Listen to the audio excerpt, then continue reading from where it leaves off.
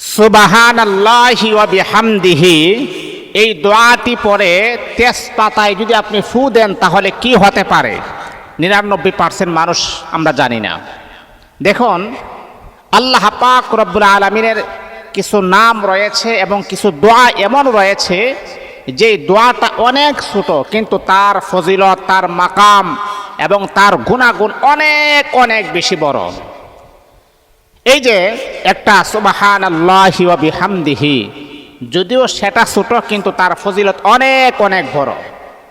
এই জন্য আমি আপনাদেরকে সাজেস্ট করব, আপনি যদি উঠতে, বসতে, খাইতে, ঘুমাইতে 24টা ঘন্টা যে দোয়াটা সবচাইতে সুন্দর এবং ফজিলতপূর্ণ হবে সেটা হচ্ছে সুবহানাল্লাহি ওয়া বিহামদিহি সুবহানাল্লাহিল আযীম।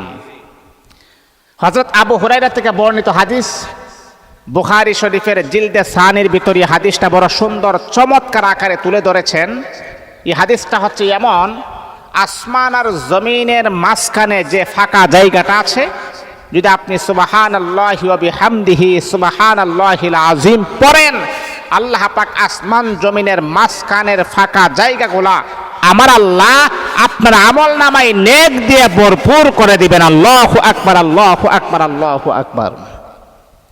তাহলে দোয়াটা ছোট হতে পারে কিন্তু তার মর্যাদা অনেক গুণ বেশি, অনেক পাওয়ারফুল তার মর্যাদা। এই দোয়াটা যদি আপনি পড়তে পারেন,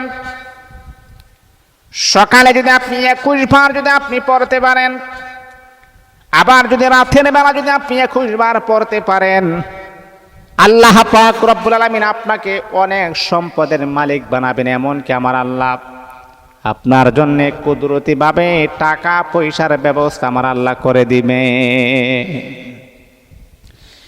এমন এমন জায়গা থেকে আমার আল্লাহ আপনার জন্য রিজিকের বরাদ্দ করবেন, আপনি কখনো ধারণাও করতে পারবেন না, আপনি কখনো কল্পনাও করতে পারবেন না। হারি ওই জায়গা থেকে কিভাবে আমার রিজিকের ফয়সালা হয়েছে এটা তো অসম্ভব।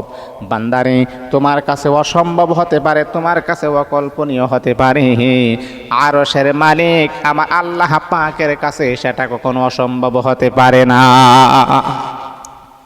হে আল্লাহ তাআলার বান্দা, তোমার কাছে এটা অকল্পনীয় মনে হতে পারে, অসম্ভব হতে পারে, কিন্তু তোমাকে যিনি সৃষ্টি করেছেন, তোমার রব, তোমার মালিক, তোমার আল্লাহ, ওনার কাছে কিন্তু এটা অসম্ভব নয়, এটা সম্ভব।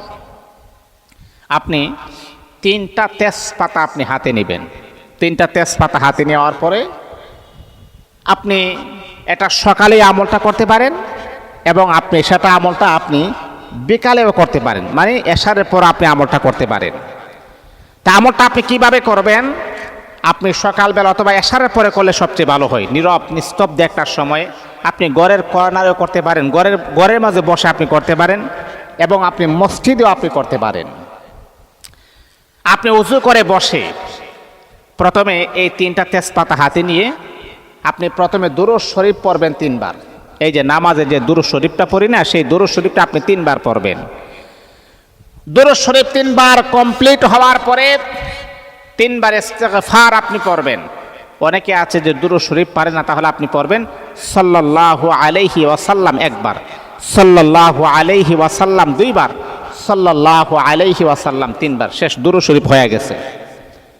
তারপরে ইস্তিগফার, অনেকে আছে ইস্তিগফার পারেন না, আপনি পড়বেন আস্তাগফিরুল্লাহ 1 বার, আস্তাগফিরুল্লাহ, আস্তাগফিরুল্লাহ 2 বার, 3 বার হয়ে গেছে। পড়ার পরে তেজপাতা 3টা আছে না, এই 3টা হাতে নিয়ে আপনি এই দোয়াটা 21 বার পড়বেন। সুবহানাল্লাহি ওয়া বিহামদিহি 1 বার, সুবহানাল্লাহি ওয়া বিহামদিহি 2 বার।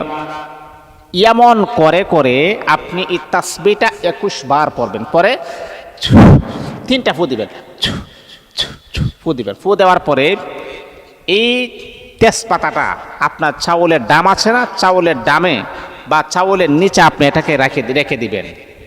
আল্লাহ পাক রব্বুল আলামিন দেখবেন আপনার টাকা পয়সার ভিতরে কি পরিমাণ বরকত দেন, ঘরের ভিতরে কি পরিমাণ শান্তি আমার আল্লাহ নাজিল করেন। এই আমলটা আপনি করেই দেখুন, বাস্তব তার প্রমাণটা আপনি যদি না পান তাহলে আপনি আমাকে বলবেন, হুজুর আপনি যে পরামর্শ দিয়েছিলেন সেই পরামর্শ অনুযায়ী 3টা তেজপাতাতে সুবহানাল্লাহি ওয়া বিহামদিহি আমরা পরে চাউলের ডামের নিচে রেখে দিয়েছি। আমরা তো এমন ফজিলত পাই নাই। বাবা আপনি পেয়ে যাবেন যদি আল্লাহ পাকের উপরে পরিপূর্ণ আস্থা, পরিপূর্ণ ভরসা যদি আপনি রাখতে পারেন, ইনশাআল্লাহ বৃষ্টির মতো আপনাকে আল্লাহ পাক রিজিক দান করবেন। চতুর্দিক দিয়ে আমার আল্লাহ আপনাকে রিজিক দান করবেন। এমন এমন জায়গা থেকে আপনার জন্য রিজিক বরাদ্দ করবেন যা শুনলে আপনি চমকে যাবেন, আপনি অবাক হয়ে যাবেন, আপনি তাআজ্জব হয়ে যাবেন। আহারে ওই জায়গা থেকে কিভাবে আল্লাহ পাক রব্বুল আলামিন আমার জন্য রিজিকের ফয়সালা করল। এ আল্লাহ তাআলার বান্দা শোনো শোনো শোনো, এটা আপনার জন্য অকল্পনীয় হতে পারে, আপনার জন্য এটা বড় ধরনের একটা আজীব হতে পারে, কিন্তু আমার আল্লাহ বলে বান্দা তোমার জন্য এটা অকল্পনীয় হতে পারে, তোমার জন্য এটা কঠিন হতে পারে, কিন্তু আমি আরশের মালিক আমার আল্লাহর জন্য এটা কখনো কঠিন হতে পারে না। এটা আমার জন্য সহজ, তোমার জন্য কঠিন, আমার জন্য সহজ। কিন্তু বান্দা তুমি যদি চাওয়ার মতো চাইতে পারো, চতুর্দিক দিয়ে আমি আল্লাহ তোমাকে বৃষ্টির মতো তোমাকে নিয়ামত দান করব। আসলে আমরা চাওয়ার মতো চাইতে পারি না। সাহাবায়ে কেরাম যেভাবে চেয়েছেন, সাহাবায়ে কেরাম যেভাবে চেয়েছেন তারা সেইভাবে পেয়েছেন। আমরা তাদের মতো চাইতে পারি নাই বিদায় আমরা সেইভাবে পাই না। এজন্যে আমাদের চাওয়ার মতো চাইতে হবে। আল্লাহ পাক আমাদেরকে